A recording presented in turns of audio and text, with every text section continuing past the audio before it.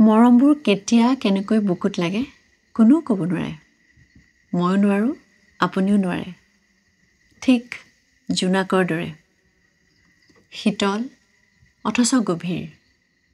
অতি সাধাৰণ হৈও কিন্তু কিমান অসাধাৰণ ডাঙৰ ডাঙৰ কথাবোৰত আমেজবোৰ নাথাকে অথচ সৰু কথাবোৰতে জীৱন বিচাৰি পাওঁ আৰু তেনেকুৱা সৰু কথা সৰু আবেগ এটি লৈ মোৰ নতুন গীত মাতিলেই নামি অহা জোনাক মোৰ দেউকা এলবামৰ প্ৰথমটি গীত অতি সোনকালে আপোনালোকলৈ আগবঢ়াই দিম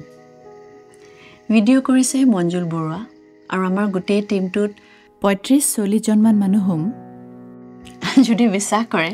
সঁচাকৈ ইমান আমাৰ বৃহৎ ক্ৰিউ আছিল আৰু আমাৰ সকলোৰে তৰফৰ পৰা আমাৰ গোটেই টিমৰ তৰফৰ পৰা আমাৰ দেউকাৰ টিমৰ তৰফৰ পৰা বৰ মৰমেৰে আপোনালৈ আগবঢ়াই দিম গীতটি এইটো আশাত আপুনি বৰ হেঁপাহেৰে গীতটো শুনিব বুলি গীত আচলতে কৰি আছোঁ মোৰ ২০১২ত হেঙুলীয়া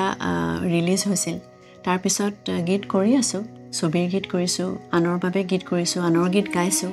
নিজেও গীত কৰিছোঁ কিন্তু এলবাম হিচাপত হেঙুলীয়াৰ পিছত এইটোৱে হ'ব দেউকা আৰু দেউকাৰে প্ৰথমটো গীত মাতিলেই নামি অহা জোনাক দেউকাৰ আনবোৰ গীত লিখিছে গৌতম শৰ্মা আৰু ৰাহুল মানে ৰাহুল গৌতম শৰ্মা আৰু সেয়া গীতৰ ভিডিঅ' অতি সোনকালে অডিঅ' আৰু ভিডিঅ' অতি সোনকালে আপোনালোকলৈ আগবঢ়াই দিম কিন্তু প্ৰথমটো গীত মাতিলেই নামি অহা জোনাক আপোনালোকৰ বাবে বৰ মৰমত বনাইছোঁ আৰু আশা কৰিছোঁ আপুনি ভাল পাব অলপ হ'লেও যদি মোৰ গীতটোৱে